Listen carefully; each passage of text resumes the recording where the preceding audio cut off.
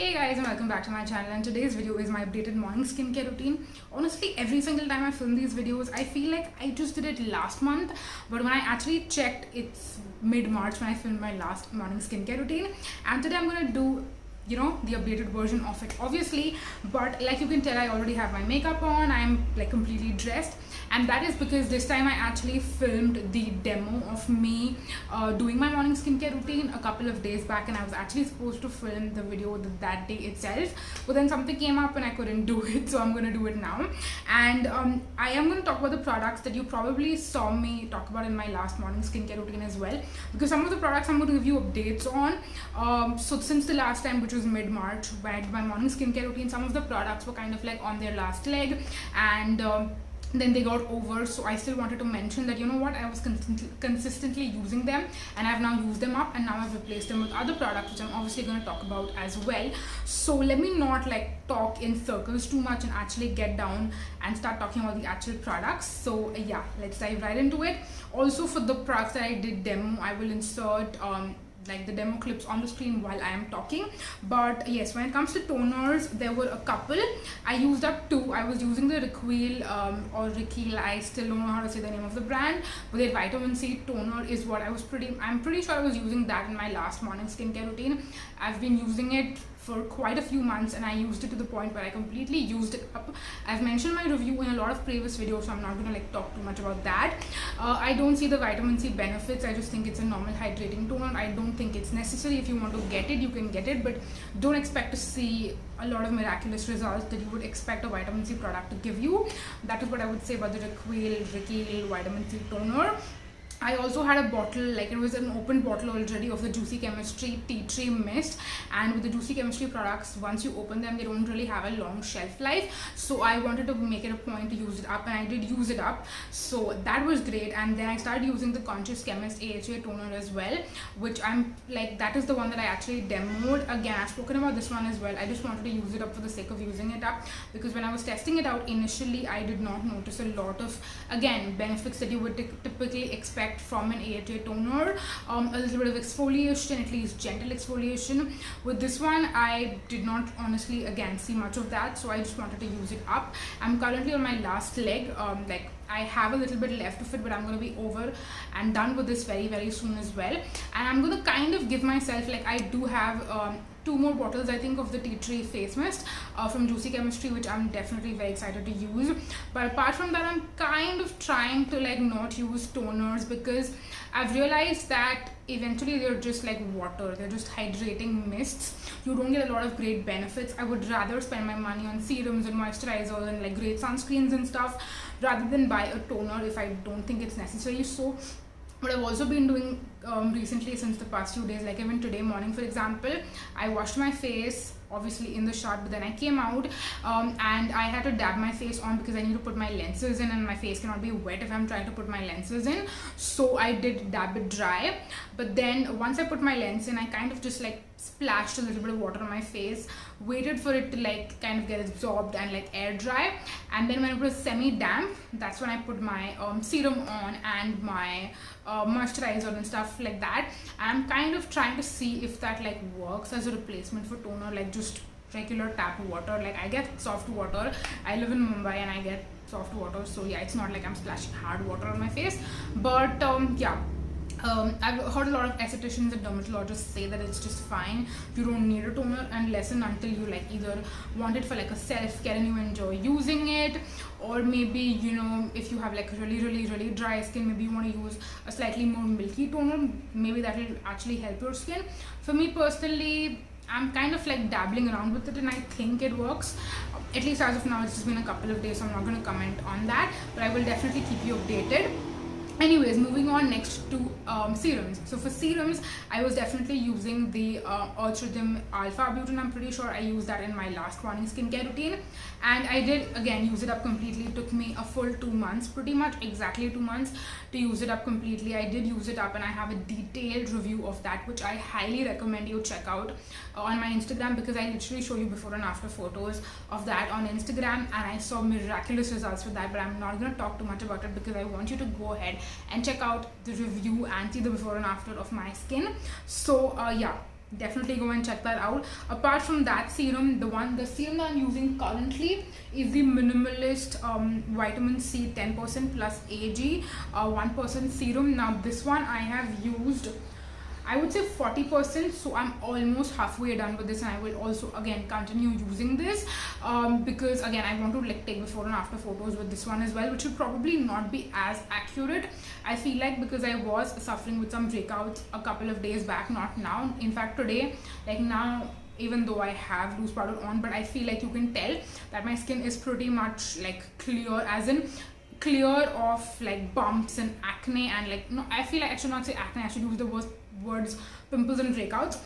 So they're free of pimples and breakouts. Of course the marks are there. In fact, this time I broke out like a lot on my chin, on my forehead in a very weird way, so like I have a lot of those leftover marks on my skin in some really peculiar places, to be honest.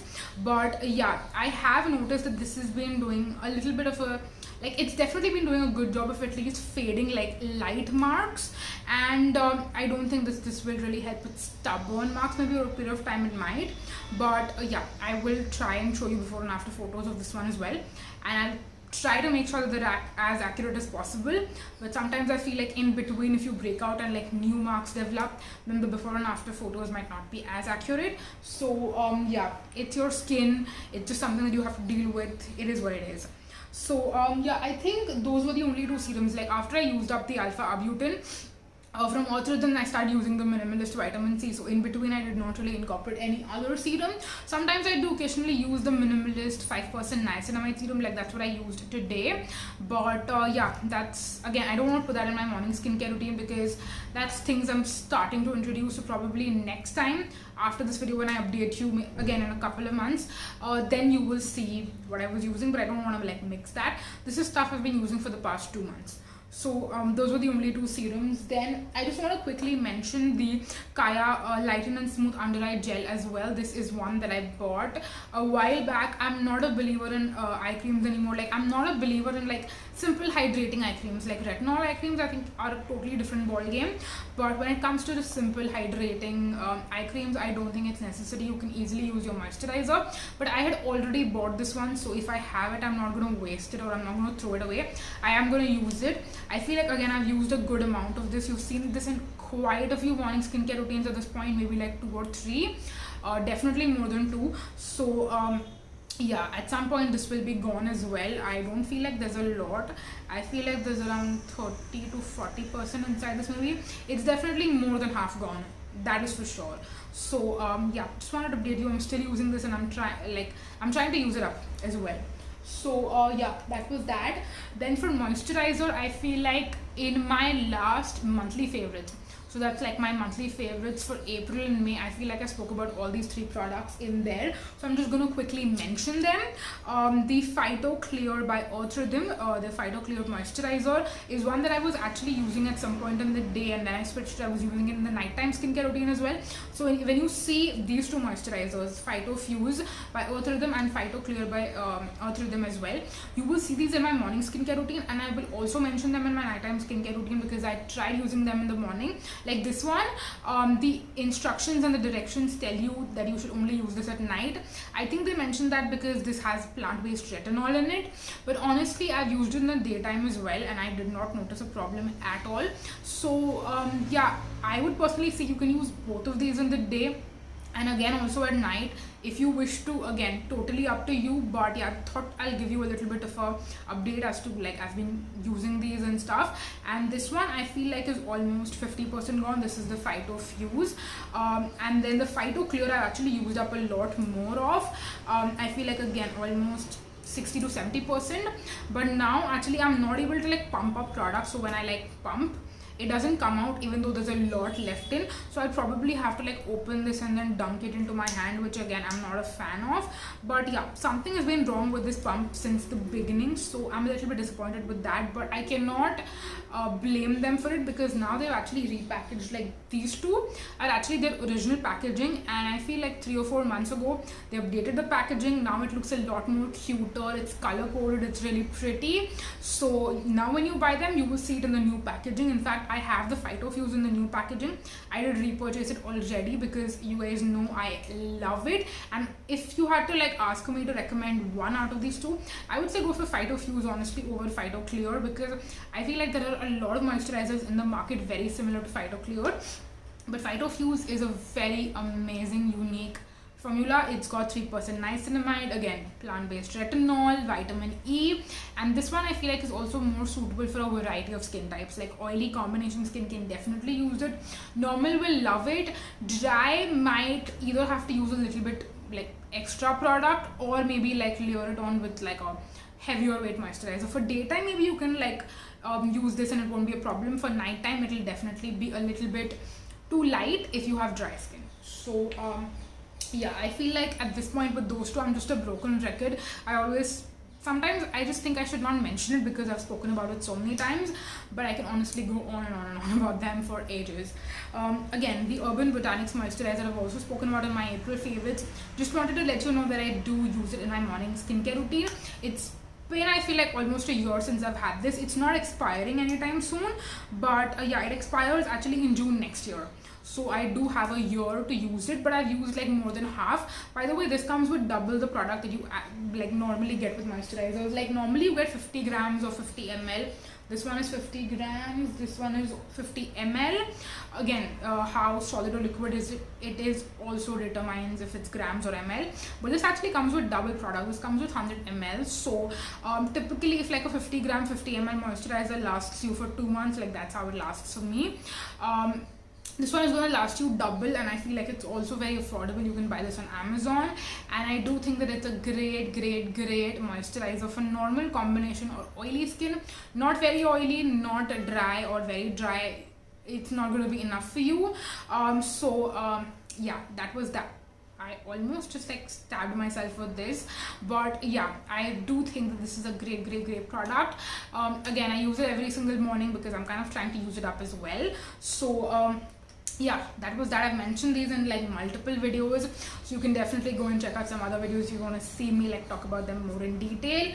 I'm pretty sure I have Instagram posts for all of them except for Phytofuse, which again I don't know how I don't have an Instagram post on that one already, but for the other ones I will also link the Instagram post reviews that I have. So yeah, those were all the moisturizers, and last but not the least we have sunscreen, and then we will be done with the video.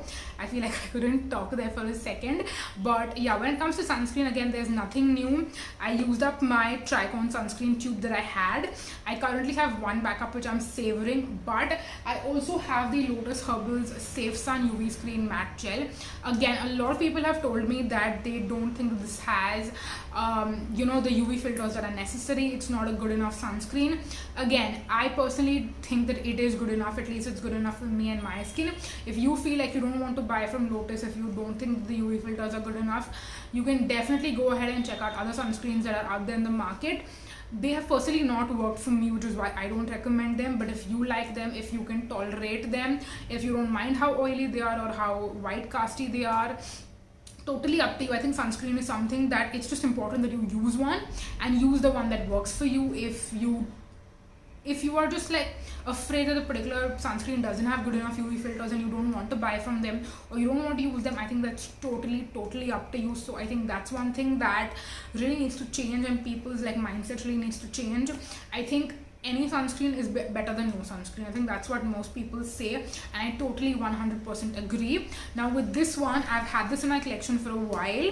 I've used up multiple bottles of this in the past as well, and I've always loved it. In fact, I also have a backup right now of this one, and what I noticed when I started using it again, because again it's been a while since I've used it.